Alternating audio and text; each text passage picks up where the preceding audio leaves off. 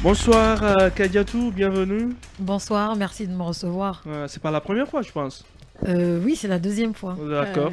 Alors, d'où est venue cette idée de créer le salon de la lecture?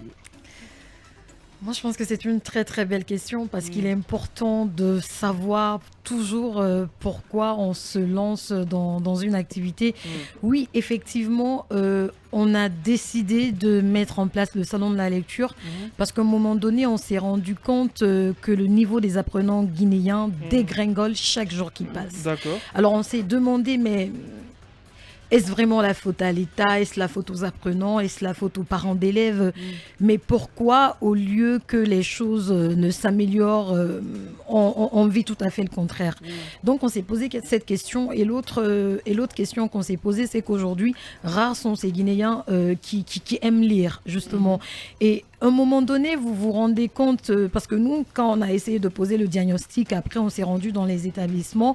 Et par rapport à la lecture, surtout, on s'est rendu compte, en fait, que les Guinéens ne lisent pas parce qu'ils ne veulent pas lire. C'est une culture qui est ancrée, inculquée depuis le bas âge.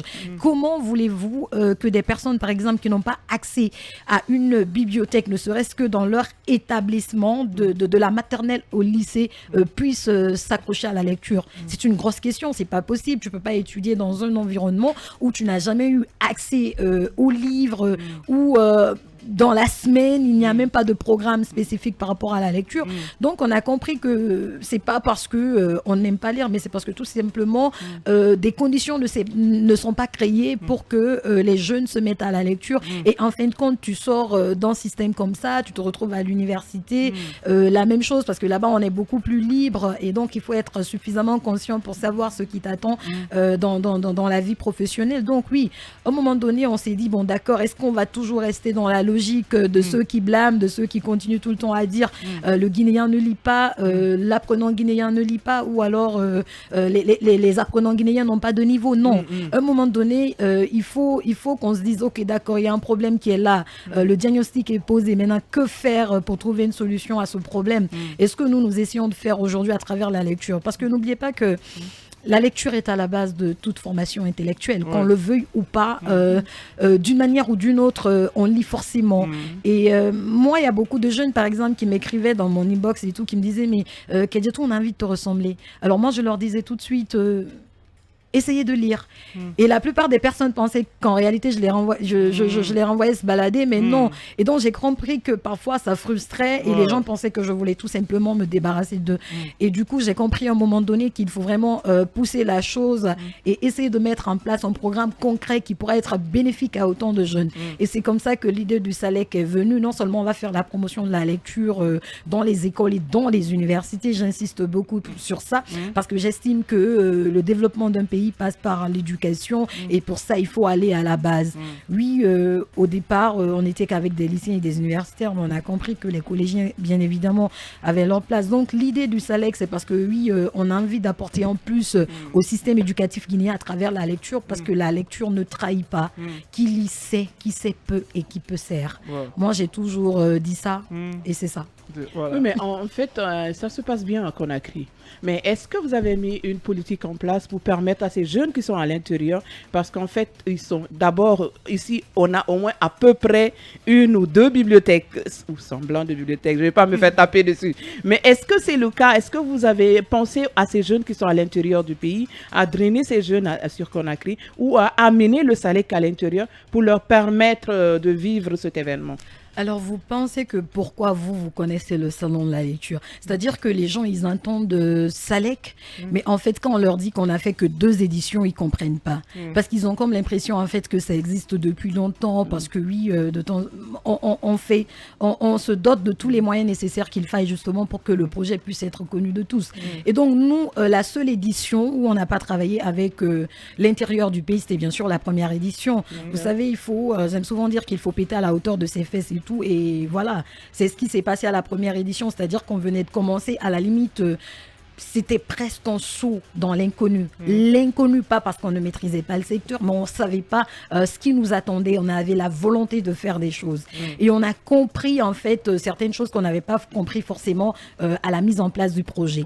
Et donc, après la première édition, effectivement, nous avons eu des retours des gens de l'intérieur du pays, soi disant que vous avez de belles initiatives à Conakry, mais ça se limite qu'aux jeunes de Conakry.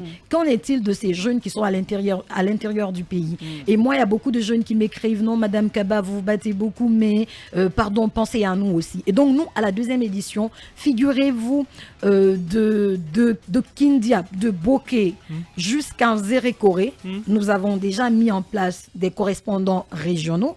Et on a mis en place, on a nommé un coordinateur régional qui se charge justement de voir un tout petit peu les écoles et les universités de l'intérieur du pays qui pourront prendre part au programme SALEC. Et s'il vous plaît, à la deuxième édition, il y a 36 candidats qui ont quitté l'intérieur du pays pour Conakry, dont on a pris en charge, on a payé les frais de transport, les primes, etc. Les seules choses que nous n'avons pas prises, bien sûr, c'était les logements. Et d'ailleurs, ça faisait partie du règlement intérieur que les enfants qui doivent venir à Conakry doivent avoir de la famille ici. Donc, pour répondre simple, oui. La deuxième édition, on s'est battu pour que toute la Guinée soit représentée. Justement, amener de l'autre côté on va revenir sur la prochaine édition, juste après la pub et les infos, et puis on revient. Qui est le journaliste et commissaire général du Salon de la Lecture. Si vous venez de nous prendre en marche, alors la prochaine édition du SALEC qui est prévue pour le mois de mars 2023, quelle est la particularité de cette nouvelle édition? Alors, la particularité de cette troisième édition, c'est que déjà, les collèges feront leur entrée fracassante, justement, parce que, comme je l'ai dit, depuis les deux premières éditions, les collégiens ne prenaient pas part au programme. Alors, on a compris que, puisque c'est une idée de refondation également, refondation pas sur le plan politique, mais plutôt sur le plan littéraire, et on veut que les jeunes se mettent de plus en plus à la lecture pour leur propre épanouissement. Et donc, on a estimé que ça n'avait pas trop de sens de sauter sur les collégiens et partir directement avec les lycéens et les universitaires. Mais encore une fois, les deux précédentes éditions déjà faites avec les lycéens et les universitaires, c'était quand même une expérience parce qu'il faut toujours commencer quelque part. Donc oui, cette année, la particularité sera que les collégiens vont prendre part à ce programme, mais pas que, parce que n'oubliez pas que nous, depuis la première édition du Salon de la Lecture, l'objectif, c'est de faire, c'est de donner une dimension africaine au salon. C'est-à-dire que même si le Salon de la Lecture continuait à Conakry, dans 10 ans plus tard, on va faire un Salon africain de la lecture qui va mobiliser des pays africains et ça sera un Salon africain tournant. Et c'est pour ça que si vous suivez un peu mon actualité, vous avez vu que je suis en train de partir progressivement vers les pays africains. Et on a commencé cette offensive par la Côte d'Ivoire. Et les prochains jours, ça sera le Sénégal, le Burkina et puis ainsi de suite. Donc, on est dans cette perspective. Mais déjà, c'est de dire que pour l'instant, puisqu'on ne fait pas le Salon africain de la lecture, depuis 2 ans, on a essayé de rendre hommage aux icônes littéraires africaines et tout à travers justement les prix que nous donnons. Vous allez voir par exemple qu'il y a un prix qui a porté le nom de Léopold Sédar Senghor, un autre prix qui a porté le nom d'Amadou Kourouma. Tout ça, c'était une façon pour nous de faire un clin d'œil à l'Afrique. Maintenant, la grosse particularité cette année, c'est qu'au-delà justement de faire en sorte qu'on immortalise d'autres auteurs africains classiques, bien sûr, on fera en sorte que, puisque le thème c'est le livre migration irrégulière et pays en voie de développement, on fera en sorte en fait que au-delà des auteurs guinéens, parce que jusqu'ici, il n'y a que des auteurs guinéens qui avaient leurs ouvrages dans la compétition. Donc, au-delà des auteurs guinéens, il y aura aussi des auteurs ivoiriens, des auteurs maliens et aussi des auteurs sénégalais qui vont retrouver leurs ouvrages dans la compétition. Et donc, des Guinéens liront des ouvrages des Sénégalais, des Ivoiriens, des Maliens pendant le salon de la lecture. C'est cela aussi. Un échange, quoi. Exactement, un échange. Alors, tout à l'heure, vous parliez du thème de cette année, qui est le livre Immigration clandestine et pays en voie de développement, c'est ça? Oui, c'est ça. Pourquoi le choix sur ces thématiques? Le choix sur ces thématiques parce que tout simplement, à un moment donné, on se disait que bientôt, on allait laisser ce problème de migration irrégulière de côté. Mais en fait, on s'est rendu compte que plus le temps passe, le désespoir de la jeunesse devient beaucoup plus grandissime donc, et les gens continuent à se livrer à la même pratique. Pas plus tard que le mois d'avril, alors qu'on était sur la clôture de la 2e édition du Salon de la Lecture, je crois que c'était entre le 10 et le 15, nous avons reçu des images de jeunes migrants africains en train d'être maltraités sur des côtes libyennes, sur des côtes marocaines, etc. Et donc, on a compris que le fléau persistait. Et bien, puisqu'il y a des auteurs qui ont écrit sur la migration irrégulière et que malheureusement, les gens n'ont pas la culture de la lecture et ne vont pas forcément lire ces livres pour connaître réellement les vraies conséquences liées à ce fléau, on a décidé de ramener, c'est-à-dire la thématique, c'est toujours par rapport à des livres. Si on a une thématique, on essaye de faire en sorte que les livres choisis soient adaptés à la thématique. Et donc, nous, on a estimé qu'on pouvait apporter notre touche particulière à la lutte contre la migration irrégulière à travers justement ce programme, parce que ça reste d'actualité et ce n'est pas propre qu'à la Guinée, c'est propre à tous les pays africains et pas que. Parce que justement, ce problème de migration, on a comme l'impression que c'est seulement l'Afrique, mais ça va au-delà du continent africain, même si la grande majorité de ceux qui périssent dans la mer froide de la Méditerranée ou dans le désert, ce sont des Africains. Donc, encore une fois, non seulement on a un mal en commun qui reste la migration régulière, donc raison de plus en fait de fédérer les Africains autour d'un idéal qui sera le Salon africain de la lecture. Donc, on veut apporter notre plus justement à la lutte contre ce fléau. Bon, moi, je reviens un peu sur l'autre question que je m'étais posée.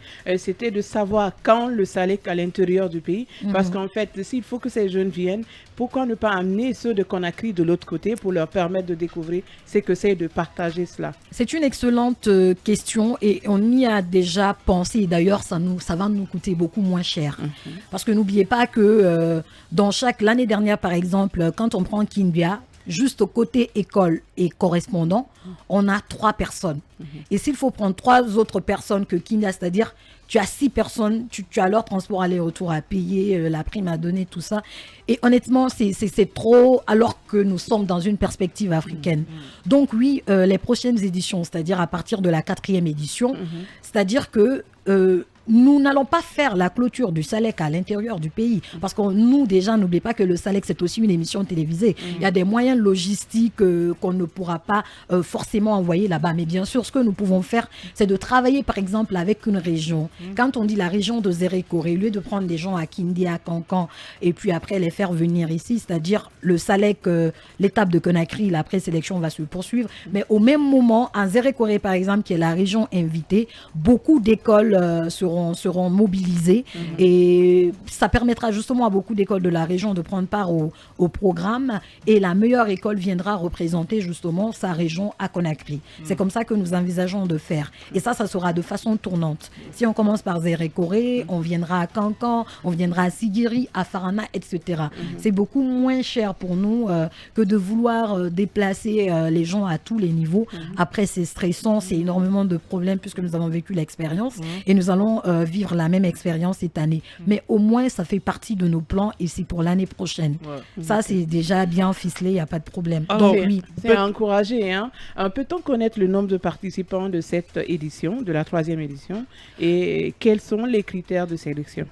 Alors, le nombre de participants, je ne sais pas si vous parlez des candidats, des écoles. Voilà. Bon, par rapport aux candidats, n'oubliez pas déjà que dans le Grand Conakry, on a adressé un courrier à 15 écoles et à 15 universités que dans le Grand Conakry. Et à l'intérieur du pays, nous avons ciblé au moins 8 lycées et 5 collèges et tout. En réalité, on n'a vraiment pas fait... dans tout l'intérieur du pays? Oui. Ce qui veut dire que là-bas, ils sont marginalisés. Non, ils ne sont pas marginalisés, c'est mollo. Par rapport à Conakry. Mais ça se passe à Conakry. Conakry, on n'a pas beaucoup d'efforts à faire. Eux, ils sont sur place et tout. Oui, on n'a pas beaucoup d'efforts à faire à Conakry. On aurait pu prendre, par exemple, 8 à Conakry. Et puis l'inverse à l'intérieur du pays. D'abord, quand j'ai demandé à ce qu'on délocalise, qu'on envoie le SALEC à l'intérieur. Parce que là, ça va leur permettre de découvrir ce que c'est. Mais c'est pour ça qu'on va aller les prochaines années. C'est pour ça qu'on va aller. Mais dire qu'on les a marginalisés, excusez-moi, il y a beaucoup d'événements. Bah oui, on les a marginalisés. Attendez seulement, il y a beaucoup d'événements qui se tiennent à Conakry qui pensent pas à eux. Et nous, on a fait que 2 éditions, on pense déjà à eux. Ça veut dire que plus nous allons continuer, plus le meilleur reste à venir. Et comme on l'a dit, vous avez parlé d'une option tout de suite qui reste finalement notre option finale et principale. Donc, bien sûr que oui, ils ne sont pas marginalisés. Il faut péter à la hauteur de ses fesses, on le dit. On a bien... D'ailleurs, l'intérieur du pays, si je vous explique, c'est incroyable. C'est-à-dire, ne serait-ce que convaincre les gens d'abord pour adhérer au projet, ils ont comme l'impression que ils ont besoin de nous, alors que nous, on fait leur publicité. Oui, mais vous avez déjà des gens qui sont là-bas, qui vont faire le premier travail qu'il faut. Ils vont informer les gens, qui vont passer des messages, donc ils vont comprendre. Ils vont faire ce travail, mais ils font ce travail depuis l'année dernière. Et n'oubliez pas que nous voulons donner la chance à beaucoup de gens. C'est-à-dire que si on a travaillé avec une école, une université l'année dernière, on ne veut pas continuer avec les mêmes personnes. Et donc, c'est un perpétuel recommencement. C'est pas comme si on allait continuer avec les mêmes personnes. Ce que vous ne devez pas perdre de vue, tel que nous avons des universités à Conakry, ne serait-ce que dans la commune de Ratoma, c'est pas de la même façon à l'intérieur du pays.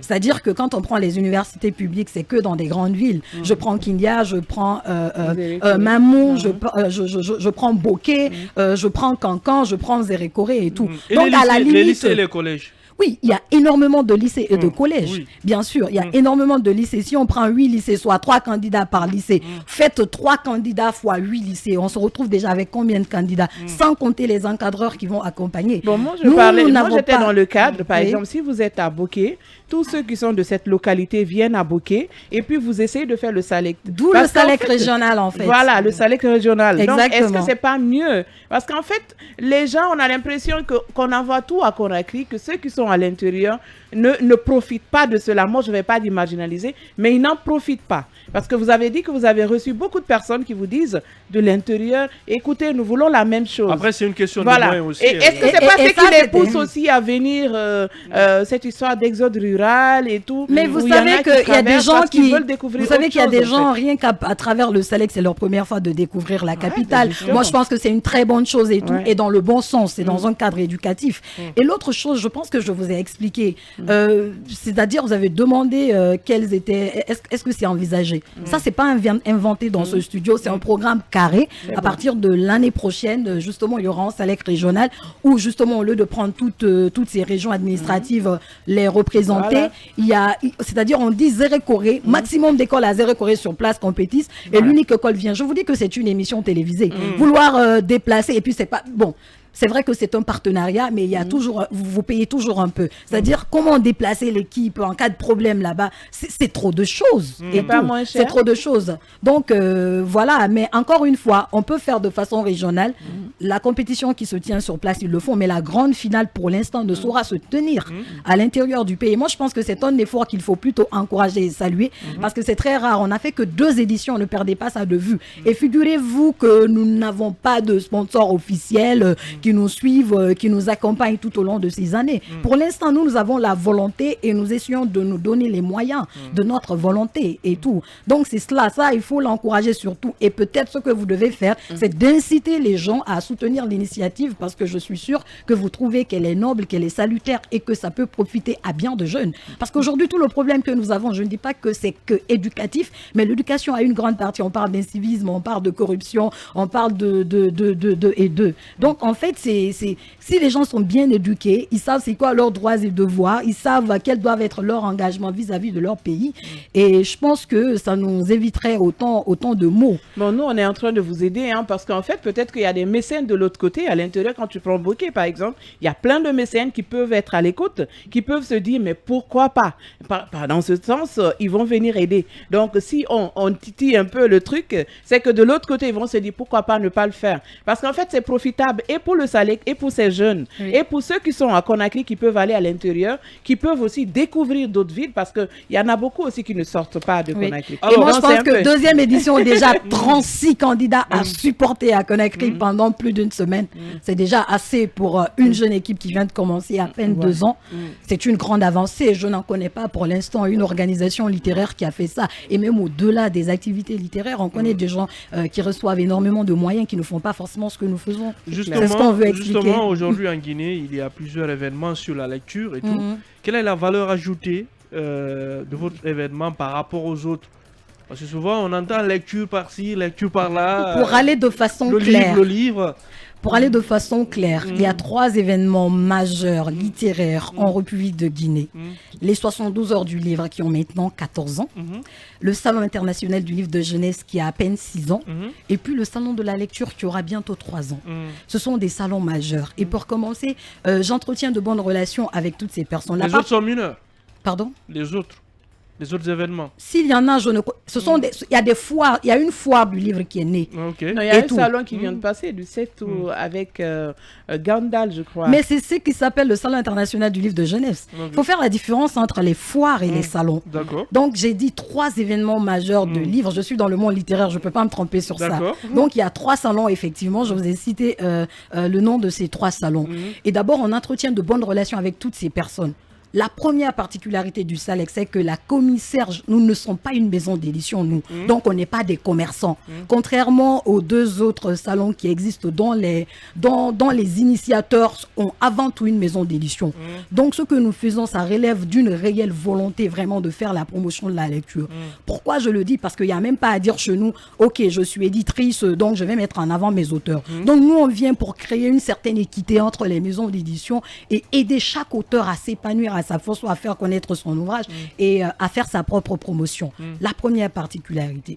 La deuxième particularité, c'est que nous sommes certes tous des salons, donc ça veut dire qu'on fait des expositions ventes, qu'on fait des panels, qu'on fait des débats, etc. Même si nous, majoritairement, nous ne faisons pas de dédicaces parce qu'on n'est pas une maison d'édition, mais il y a des auteurs quand même qui pensent que l'occasion peut être opportune pour eux, justement de faire des dédicaces pendant le SALEC.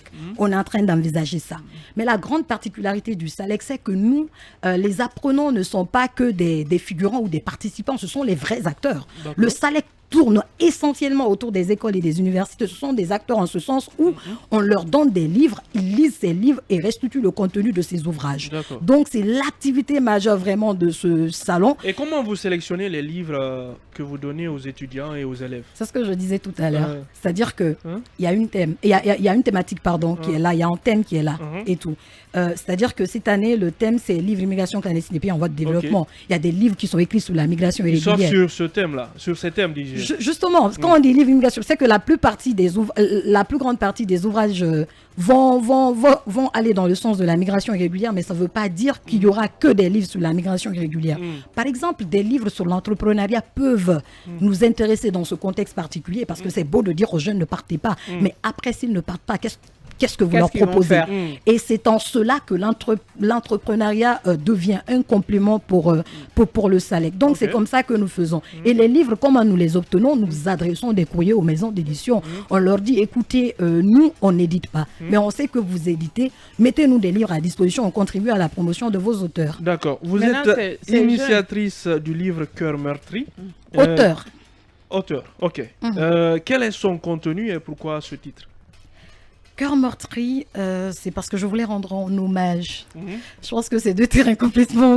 Oui, justement, parce qu'on a envie de savoir. Qui est Kadia Toukaba. Ce que je veux dire, c'est que tout ce temps, j'étais chaude. Mais maintenant, vous me parlez de cœur meurtri. Mais voilà, on redescend un peu la pression. Je redescends complètement, c'est ce que je veux vous dire, en fait.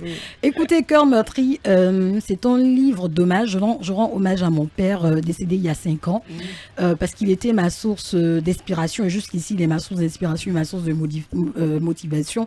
Et donc, moi, pendant longtemps, je me demandais, par exemple, est-ce qu'il faut écrire sur ma personne, chargée de motivation, d'engagement, de détermination, etc. Ou est-ce qu'il faut parler de mon père, qui est quand même l'horizon qui a bercé mon enfance et mon adolescence, et que toute ma vie, je m'appliquerai à atteindre, ou parler des sujets complètement détachés de ma personne. Et ensuite, arrive ce 21 juillet. Je décide de tout mettre de côté et d'écrire sur mon père. Parce qu'il est décédé, j'avais énormément de projets pour lui. On avait des choses qu'on devait réaliser ensemble. Malheureusement, le Tout-Puissant n'a pas permis cela. Et donc, quand il est décédé, dès le surlendemain, je sentais un manque énorme. Alors, c'était bizarre pour les gens. que je pleure mon père au même moment quand ils arrivaient tout le temps, ils me voyaient plonger dans l'écriture. Ils ne comprenaient pas. Et ça fait que tous les faits qui sont relatés dans le livre Cœur meurtri, ce sont des faits qui ont été notés en temps réel parce que j'observais les gens, je notais. À part les moments qu'on a partagés ensemble pendant qu'ils vivaient encore. Mais la période post-décès, par exemple, ce sont des gens qui viennent, le comportement de chacun. C'est ce que j'ai noté avec tous les détails. Mais au-delà de... Je rends hommage à mon père, mais je pense que tout bon Guinéen peut se retrouver à travers ce livre Cœur meurtri et tout, parce que nous savons très bien que les papas, ce sont ceux qui se chargent pour la plupart du temps de l'aspect financier de la maison, même si la mère reste l'éducatrice et tout. Et vous savez qu'en général, les papas sont beaucoup plus doux et tendres avec leurs filles par rapport aux mamans qui sont parfois assez dures et tout. Donc ce sont des choses que je relate et je m'en voulais surtout d'avoir fait 3 jours sans avoir vu mon père avant son décès. Je m'en voulais énormément parce que il ne cessait de nous dire si vous saviez combien de fois je souffrais de ne pas vous avoir vu un jour et à plus forte raison ne pas vous entendre, je souffre. Et malgré tout ça, j'ai quand même fait 3 jours sans le voir. Et moi, je m'en voulais pour tout ça.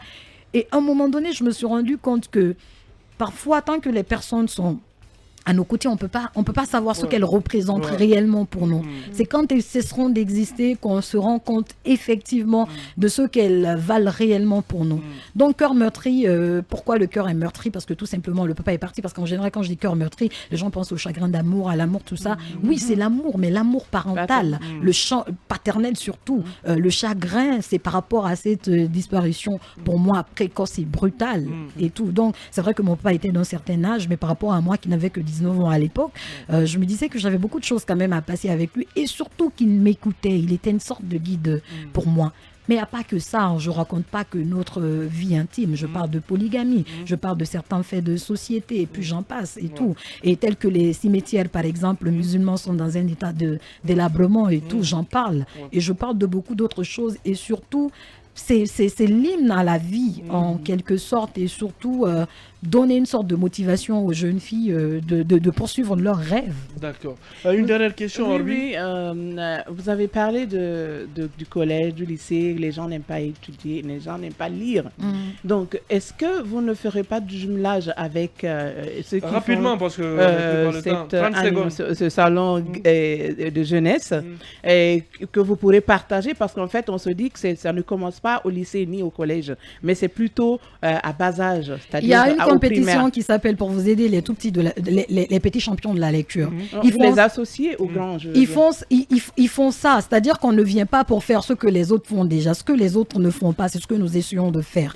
Et nous, on a reçu l'équipe, on leur a dit qu'on était entièrement disponible pour eux parce que le but, ce n'est pas de se créer des rivalités, mais c'est pour justement faire de belles choses. Et c'est d'ailleurs le club littéraire du centre culturel franco-guinéen qui fait ça. Et ce sont des gens qui font tous nos sketchs, nos courts-métrages pendant le SALEC. Donc, il n'y a vraiment pas de problème, mais ça ne sert à rien parce que nous, il faut reconnaître qu'on est en position de force en ce moment par rapport justement à cet événement. Donc, c'est vrai qu'ils ont plus à perdre que nous, mais on pense qu'il faut aller comme ça, il ne faut pas les neutraliser. Merci Kadiadou Kaba, journaliste et commissaire général du Salon de la Lecture. Merci d'être passé. Merci à vous. Ça a été un plaisir. Merci Orbi. Allez, on se retrouve demain dans Panorama Culture.